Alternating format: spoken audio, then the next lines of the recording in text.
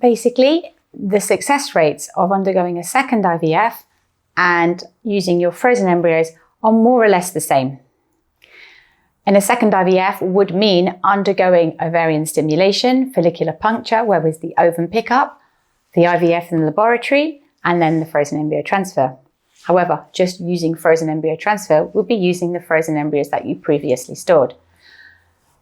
Thanks to our current techniques of embryo vitrification, where the vast majority of the embryos survive without any problems, there is no need usually to undergo a second round of IVF and then transfer fresh embryos.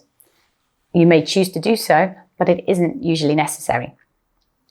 The advantage of using your frozen unused embryos is that you don't have to undergo a second round of ovarian stimulation and follicular puncture, taking all the medications, and likewise, there is also a saving, as you don't need to go through this first process again.